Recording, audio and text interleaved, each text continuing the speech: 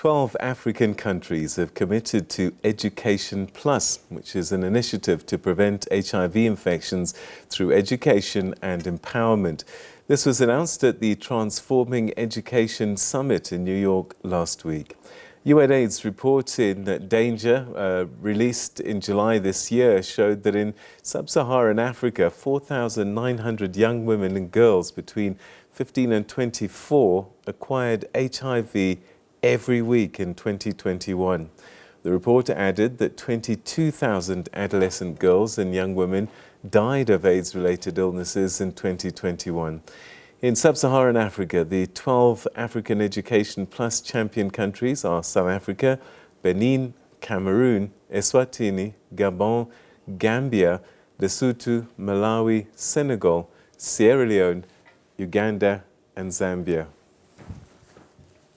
Well, for a little bit more, we're now joined via Zoom by Caroline Ngonze, who's the Senior Manager Education Plus at UNAIDS. Thank you so much indeed for joining us and welcome to the program. Thank you for having me. Tell us a little bit about this Education Plus initiative. What did you see that brought it to life, that you saw a need?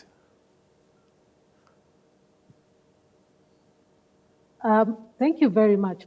I think for us, Education Plus came about because of the urgency of the data you have just mentioned. We know that school saves lives. We know that keeping girls in school helps to ensure their rights and prevent HIV infection. And most importantly, we know that when a girl completes secondary education, the risk of infection reduces by up to 50%. And so we can see that staying in school longer has a protective benefit in reducing the risk of HIV infection.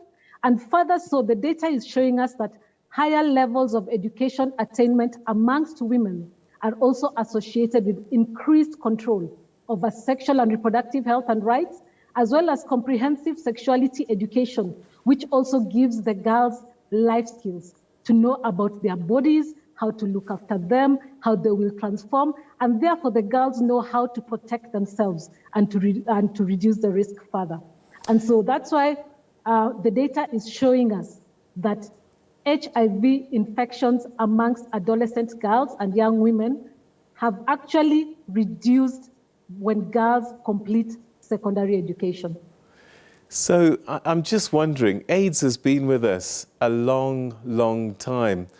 Has the education been deficient, poor in the past, that it needs to be improved? What's been blocking the knowledge? Because surely we've all know how HIV is transmitted and how you get the disease.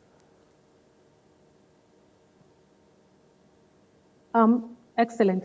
One of the key reasons why education is actually at the top of the political agenda is because we know that the COVID-19 pandemic actually exacerbated the gender inequalities, eroding many of the previous gains we had made in the fight against HIV.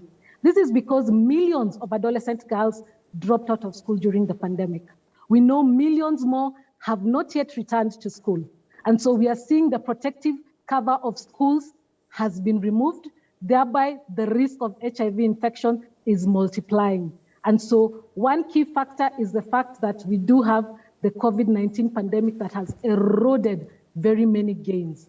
We also do have issues linked to HIV, issues linked to the COVID-19 pandemic that have also impacted on that, namely the amount of physical space given to the education sector, meaning that the amount of money put into the education to cover universal access to secondary education for all, and the PLUS package.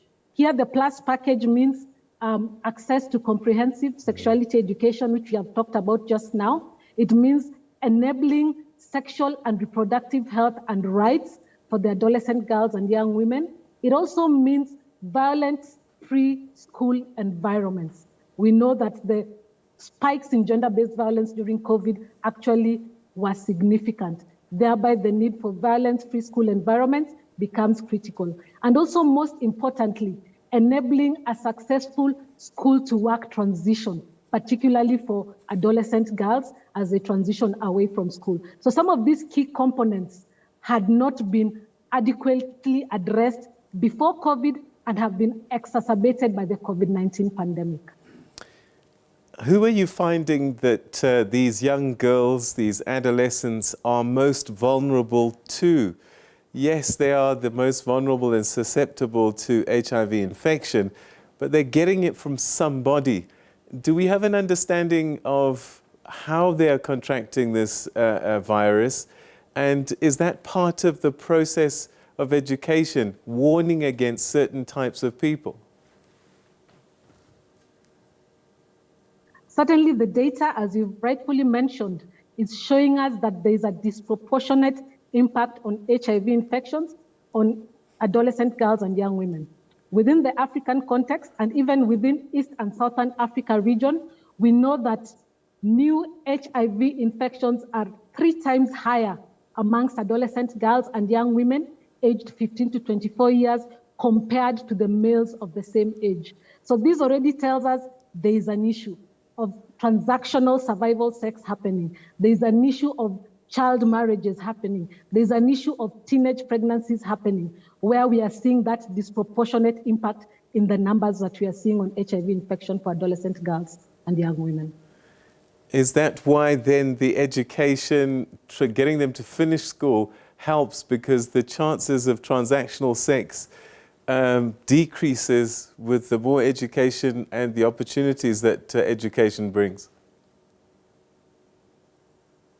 Exactly. And I think even as we step back a bit to give another overall picture of the Education Plus initiative, it is actually co-led by executive directors of 5 UN agencies.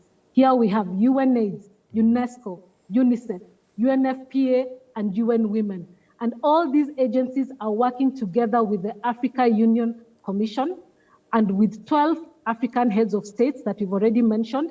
And how we are working is bringing together donors, civil society, girls' movement, traditional leadership, academia, the private sector, and to help these governments put in place the right policies and to help the governments step up the investments to guarantee free secondary education for all. And here again, we are emphasizing the plus package, which becomes very critical.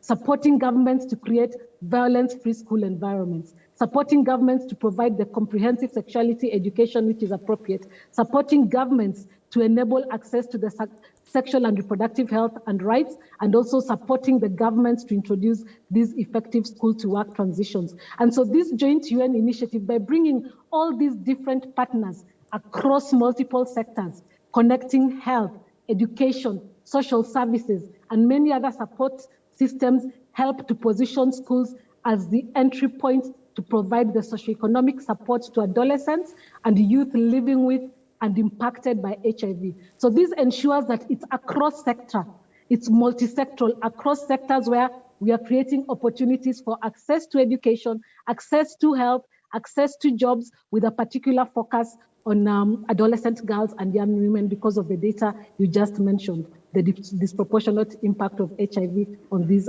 adolescent girls and young women. How receptive are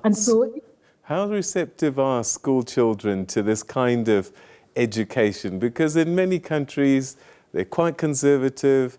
It's a really difficult topic to talk about, but one certainly that needs to be talked about. Oh, you would be surprised. If I give an example of some of the countries we have spoken to, the adolescent girls, young women in schools alongside their male peers, you'd be surprised that the young people are actually very open to discussing the plus package. They're even telling us in Malawi, in Lesotho, in South Africa, that yes, they want us to even actually put in place programs that would raise awareness for their parents, for the community leadership, for religious leaders. So the children themselves, the young people, are very receptive to the message, and they're asking that we spread this message, we spread the movement wider to reach a wider variety of stakeholders, which the initiative is currently working on. For instance, if I give the example of South Africa, where we are right now, South Africa is actually doing a lot of countrywide consultations with very diverse stakeholders. They had consultations with parliamentarians the week that has just passed. They have had consultations with school boards, with traditional leadership, with the faith leaders across the board to ensure that the messaging and the awareness on what Education Plus is and the return on investment on that actually is reaching all the stakeholders who we are trying to bring together to the Education Plus movement. So really, it is very well received, and the call is to even amplify the messaging more to a wider variety of stakeholders. All right, this initiative is a year old now, isn't it? Has it seen significant progress? Are you moving quickly enough, do you think, on the continent?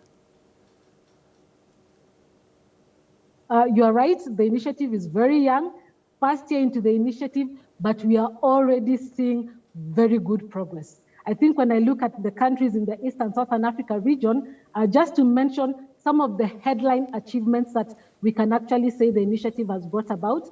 For instance, in Eswatini, we have seen the initiative supporting development of digital content for life skills education in secondary schools, here with a special emphasis on adolescent girls and young women to take care of the disparities in the numbers as well. In Lesotho, we are seeing the government and the partners are coming together to develop a school retention policy to ensure transition and completion of secondary education, particularly for the adolescent girls and young women.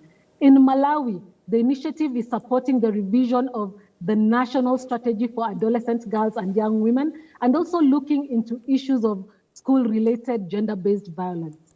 In South Africa here, we do know that the scoping exercise for the initiative actually supported the launch earlier this year of the policy to prevent learner pregnancy and to manage it. And also, as I've mentioned, really doing multi-stakeholder consultation on the various policy shifts needed for the Education Plus package to actually be implemented.